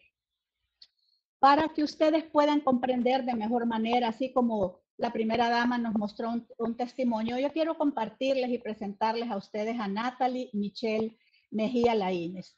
Ella llegó a Ciudad Mujer, ella es una madre soltera que tuvo su primer hijo a la edad de 15 años. Ella pensó que ya no iba a poder, había perdido sus oportunidades, pero en el año 2018 acompañó a su hermana mayor a un centro, al centro de Ciudad Mujer en Tegucigalpa. Y mientras esperaba en la recepción, le informaron de todos los servicios que se ofrecen en ese centro Ciudad Mujer por las diferentes instituciones y le hablaron del bachillerato acelerado. Ella, interesada en ese tema, preguntó y le dijeron que si quería podía empezar al día siguiente. Ella comenta de que no tenía ni lápices ni cuadernos, pero que inmediatamente se inscribió. Y ahora la vemos ya que ha recibido su título de bachiller en Ciencias y Humanidades. Ella comenta que siempre soñó en estudiar en la universidad y tener su propio negocio. Pero conociendo esto ahí en el módulo de autonomía económica, simultáneamente a los servicios de educación formal, se le impulsó y apoyó para emprender. Y así se fue ella preparando y se ha convertido ahora en la gerente propietaria de Eventos Sonrisitas. Pueden ver ustedes ahí el ejemplo del logo que fue ahí, le ayudaron a formalizarse y ahora ya ella pues es también una emprendedora. Entre tanto, ella estudiaba y era también formada para ser emprendedora, tenía la facilidad de dejar su niño en el módulo de atención infantil, por lo que para ella menciona, fue un gran apoyo para poder llegar a culminar su sueño personal. Comenta ella que ha sido maravilloso llegar a Ciudad Mujer, una experiencia única que llegó en el momento especial para su vida. Y aunque el año 2020 fue un año difícil, estudiar era uno de sus sueños y lo logró a pesar de los obstáculos. Yo aquí quiero que pensemos, que consideremos que fuera de Ciudad Mujer, las instituciones que participaron en la atención de Natalie nunca habrían pensado en sentarse juntas y elaborar una estrategia conjunta para resolver el caso concreto. Simplemente a Natalie le hubiera tocado ir en ese penoso y largo camino de la búsqueda de una atención fragmentada que brinda cada una de estas instituciones. Esa es la diferencia con Ciudad Mujer. En Ciudad Mujer, esas mismas instituciones, pero trabajando con un enfoque de derechos humanos y con sentido de integración e integralidad, dieron en poco tiempo y con resultados exitosos una solución adecuada e inmediata para que Natalie accediera al goce de sus derechos, con una atención de más de 4 instituciones y recibiendo más de 6 servicios públicos, todos gratuitos. Como les decía ahora, Natalie no solo obtuvo su título de bachiller que la faculta para seguir estudiando en la universidad, sino que es una microempresaria de éxito. En Ciudad Mujer los servicios se brindan de manera presencial. Sin embargo, con el advenimiento del COVID-19, todos en el mundo vimos que teníamos que reinventarnos para ver cómo podíamos continuar prestando los servicios a nuestras usuarias.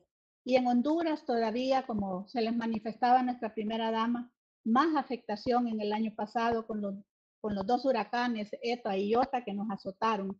Y esto obligó, pues, nos tuvo en mucho tiempo en un tema ya que afectó mucho a las mujeres, por lo que tuvimos nosotros que empezar a ver con las instituciones cómo podíamos implementar acciones para continuar dando los servicios. Obviamente nunca se cerraron las puertas de ningún centro Ciudad Mujer, especialmente en el tema de la atención de la salud sexual y reproductiva, puesto que los hospitales estaban todos enfocados al tema del COVID-19 y los módulos de salud sexual y reproductiva que están catalogados como policlínicos sirvieron, o sea, atendieron esa necesidad de las mujeres. Pero también es importante el tema de continuar con la reactivación económica. Hoy hablábamos que se ha hablado ahí en el panel y ustedes también que sin la participación y la inclusión de la mujer en la reactivación económica, pues será muy difícil. Por eso que con también el apoyo de cooperantes, sobre todo del Banco Interamericano de Desarrollo, tenemos ahora una plataforma, varias plataformas, pero aquí voy a hacer mención a la que tiene que ver con el tema de los derechos económicos, que es Innova Mujer Honduras, que es coordinada siempre por Semprende a través del módulo de autonomía económica, que es para contribuir al crecimiento de las micro, pequeñas y medianas empresas lideradas por mujeres en Honduras, para que tengan ellas un modelo de servicios de desarrollo empresarial en diferentes temas, en asistencia técnica, aceleración, mentorías, y haciendo énfasis en lo que hemos estado hablando de las herramientas digitales por la brecha que se ha visto que tenemos nosotros las mujeres. En este tema también estamos trabajando en la inclusión de la mujer, en cambiar ese patrón cultural de la mujer, de los trabajos, los roles asignados a las mujeres. Estamos haciendo las que incursionen en el tema de la construcción, puesto que viene la reactivación, la reconstrucción de nuestro país, pues después de la afectación de ETA y IOTA, para que ellas tengan y jueguen ese papel, nosotros las mujeres, en esa reactivación, reconstrucción nacional. Y en otros rubros como el transporte articulado y otros temas para poder ayudarle a la mujer a salir de esos roles que han sido asignados por siempre como trabajos de mujeres, entre los que podemos ver que tiene mucha importancia lo que se ha hablado del trabajo no remunerado, el trabajo de cuidado que tenemos que trabajar en las políticas públicas para que haya una distribución más equitativa. Aquí también es importante mencionarles que el gobierno de la República ha trabajado mucho también con el tema de la vacunación, puesto que con la vacunación vamos a lograr la reactivación económica. Ya estamos en la vacunación de los menores de 12 años en adelante para poder reaperturar también todo el sistema educativo.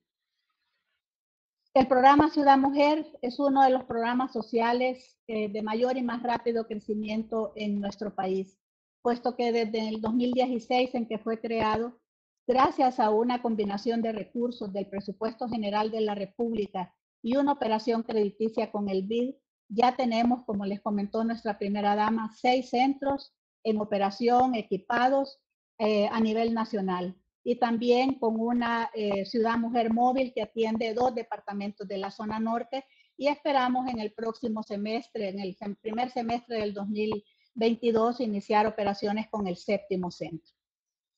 A cada uno de estos centros Ciudad Mujer en operación acuden un promedio de entre 250 a 300 mujeres diarias. Y ahí la suma de esto antes de la pandemia llegábamos hasta 450, 500 mujeres diarias. Ahora con las limitaciones por las medidas de bioseguridad, pues vamos baja, pero ya se van incrementando, llegamos ya a 300 y hay días que se llega más. Y por lo tanto, desde que nosotros abrimos el primer centro en Tegucigalpa, se han recibido más de 600,000 mujeres a quienes las instituciones les han brindado cerca de 1,5 millones de servicios, puesto que en cada visita que hace una usuaria a un centro, recibe más de un servicio. El programa Ciudad Mujer cuenta con 5 años de vida y ya puede mostrar resultados cualitativos y cuantitativos. Estos que les estoy mostrando de esta cantidad de mujeres que hemos atendido. Es importante tomar en cuenta que en nuestros países, con las dificultades económicas y sociales que enfrentamos, al margen de esos resultados cuantitativos, creo que resulta importante que nos enfoquemos en el aspecto cualitativo, qué es lo que hace de Ciudad Mujer algo inédito, ya que nosotros estamos seguras que esas 600,000 mujeres que nosotros hemos atendido han logrado insertarse en un círculo de empoderamiento, lo que tiene un impacto sin comparación en la transformación de sus vidas. Ustedes han escuchado hoy 2 testimonios. Es para nosotros gratificante como servidoras en el programa Ciudad Mujer escuchar esos testimonios de la transformación que hace el que ellas se empoderen de sus derechos y el poder tener esa mano ayuda, esa mano amiga de ayuda ahí en Ciudad Mujer. Y también tiene un impacto en la ruta del país para seguir avanzando con paso firme hacia la ansiada igualdad de género. Pero que todo esto solo será posible si logramos continuar fortaleciendo el trabajo articulado entre las instituciones públicas, pero con la decidida participación de la empresa privada y obviamente de las organizaciones de mujeres de la sociedad civil. Eso es Ciudad Mujer en Honduras. Un nuevo e innovador eslabón que consolida y fortalece las políticas del Estado de Honduras hacia el desarrollo integral de la mujer. Muchas gracias. Quedo a su disposición por cualquier consulta que tengan, alguna pregunta sobre el modelo. Muchas gracias. Muchísimas gracias, Rosa de Lourdes. Es muy importante toda la información que compartes.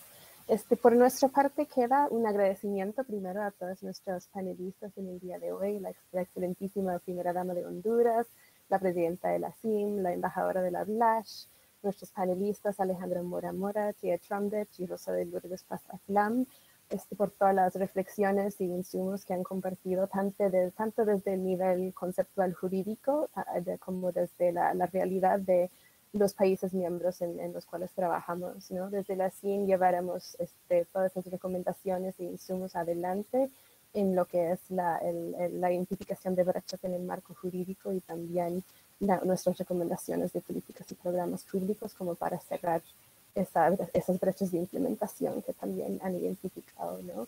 Como siempre trabajaremos con énfasis en las regiones de Centroamérica y el Caribe, por sus realidades actuales y sobre todo por el impacto de la pandemia que hemos visto en los últimos años. Y también, como siempre, y la presidenta de la CIM no me dejará mentir, de la mano de los mecanismos nacionales de la mujer, ¿no? Que son nuestros contrapartes fundamentales en cada uno de los Estados miembros. Así que un agradecimiento también a todas las personas que nos han seguido en la sesión de hoy. Ha sido muy enriquecedora y esperamos verlos de nuevo en un próximo encuentro. Así que tengan feliz tarde y muchas gracias.